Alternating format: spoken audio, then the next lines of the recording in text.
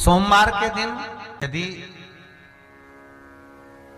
आप किसी कार्य के लिए जा रहे हो और कार्य नहीं हो रहा, बहुत समय से लगे हो कि मेरा ये काम बहुत जरूरी है और होना चाहिए और नहीं हो रहा, बहुत प्रयास आपने कर लिया, तो जो हरी मूंग होती है ना, जिसकी मूंग की दाल जिसको बोलते हैं हरा मूंग जो होता है, तो मूंग की जो दाल होती है या मूंग होता है, इस मूंग को पानी में गला दो और गलाने के बाद इस मूंग में एक बेलपत्र रख दो। सोमवार के दिन उसमें थोड़ा सा गुड़ डालकर किसी नंदी को, बेल को, किसी नंदीश्वर को, उस मूंग को अपनी कामना कर कर वो बेलपत्र और गुड़ के साथ उसको खिला दो, उस मूंग। महाराज फिर आप उस कार्य के लिए जाइए, आपका वो कार्य अटकेगा नहीं, सफल होगा ये पक्का। हम तो यहां तक कहते हैं किसी अदालत में पेशी चल रही है, फाइल आगे ही नहीं बढ़ रही, तुम प्रयास कर रहे हो और वो फाइल आगे ही नहीं बढ़ रही, वहीं की वहीं अटकी हुई है। जब देखो जब जाओ तो पेशी नहीं मिले या नंबर ही नहीं आए, तो कर बताना कि आपको फायदा मिला कि नहीं मिला, कितना लाभ है इसका। महाराज तुम्हारा लकी समय नहीं चल रहा हो और तुम्हें गुड लकी बनना है तो मस्तक पर सोमवार की सोमवार त्रिपुंड चंदन का लगाना प्रारंभ कर दो, एकदम लकी बन जाओ यह पक्का। सोमवार को चढ़ाया गया गाय के घी से बीच वाली पत्ती पर लगा हुआ एक पत्ता,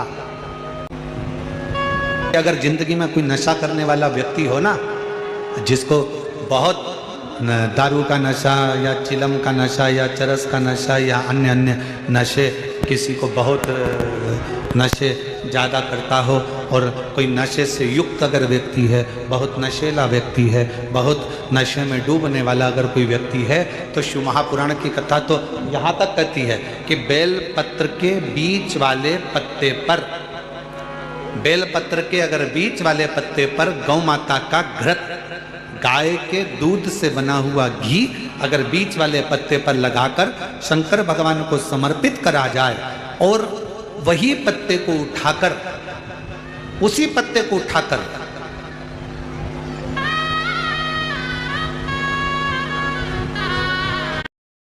भगवान शिव जी का कृतिवशेश्वर नाम लेकर अगर वही पत्ता उठाकर कोई बहुत नशे में धुत अगर व्यक्ति रहता है और उस व्यक्ति को प्रत्येक सोमवार को एक पत्ता गाय के घी का बीच वाली पत्ती पर लगाकर शिव को चढ़ाकर कृतिवशेश्वर नाम भगवान का धारण कराकर उस पत्ते को वापस लाकर नशा करने वाले व्यक्ति को अगर ज्यादा से ज्यादा 11 सोमवार भी अगर वो पत्ता खिला दिया तो वो धीरे धीरे नशे से दूर होता चले जाता और उसका नशा छूटते चले जाता। केवल एक सोमवार को चढ़ाया गया गाय के घी से बीच वाली पत्ती पर लगा हुआ एक पत्ता, शिव जी का एक नाम है कृतिवासा।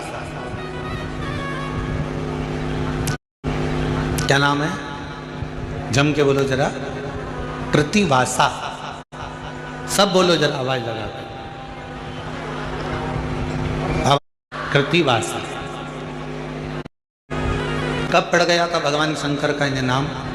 जब उन्होंने गजासुर का संहार करा था और गजासुर भगवान शिव को अपने उदर में रखा हुआ था और उस गजासुर के प्राणों को जब हरा गया था, तब गजासुर ने शंकर भगवान से एक अपना संग शिव के साथ रखने का वचन मांगा, तो शिव जी का नाम कृतिवासा पड़ गया, भगवान शंकर का नाम कृतिवासा पड़ा, कृतिवासा।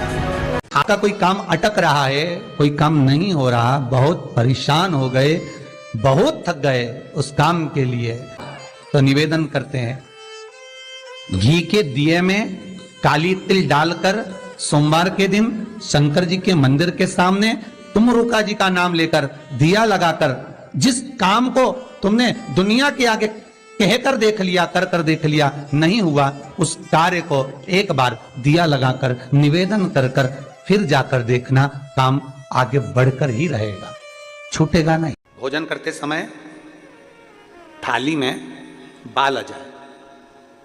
भोजन करते समय एकदम खाते खाते गले में मिर्ची लग गई, हिचकी चलने लगे। भोजन करते समय एकदम ठसका लग गया, अटक गया भोजन, पानी अटक गया। रोज प्रतिदिन भोजन में थाली में बाल आ रहा है, प्रतिदिन ठसका लग रहा है, प्रतिदिन अगर तुम्हारे हिचकी आ रही है भोजन करते समय, प्रतिदिन आपके साथ में ये क्रम हो रहा है, तो समझ लेना कि तुम भोजन करते हो उस समय पर आपके घर का कोई पूर्वज कोई भूखा या प्यासा जरूर रह गया है, जिसके कारण बस वो हमको भोजन के समय पर बहू को या बेटे को याद करता है। तो फिर करना क्या है, फिर क्या कर सकते?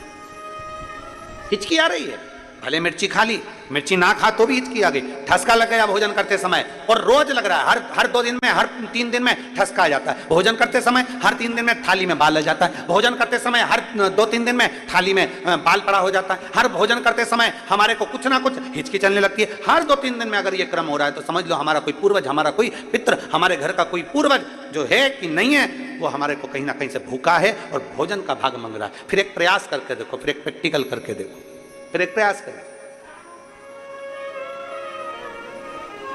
चावल की छोटी सी एक कटोरी, उस कटोरी में धान भर लीजिए चावल, उसमें एक लौंग और एक बेलपत्र, बस ये रख लीजिए।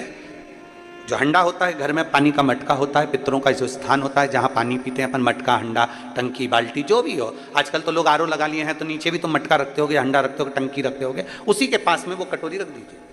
14 की रात्रि, अमावस्या के दिन उस कटोरी का चावल, बेलपत्र, ये सब शिव मंदिर के अंदर आप कोई भी एक स्थान पर, कोई दोने के अंदर रखकर या कागज के अंदर रखकर, शिव स्थान पर, शंकर के मंदिर में शिवलिंग को केवल स्पर्श कर कर जमीन पर ही उसको एक कागज में या दोने में, उसको जहां जलाधारी होती है उस जलाधारी के पास में गणेश वाले स्थान पर, गणेश वाली जगह पर उसको रख दें। गणेश वाली जगह फिर समझिएगा, ये शिवलिंग, जलाधारी, ये जलाधारी का चरण जहां से पानी बहता है, सीधा हाथ सीधी तरफ पर गणेश जी का स्थान होता है, लेफ्ट में कार्तिकेय का स्थान होता है, बीच में अशोक सुंदरी का स्थान होता है। शंकर का शिवलिंग, शिवलिंग के ऊपर जो जलाधारी लगी होती है, जलाधारी में से एक एक बूंद जो पानी नीचे गिरता है, ये शंकर भगवान की 5 लड़कियों का स्थान होता है, जया, विषहरा, श्यामली बारी, दौतली, देव।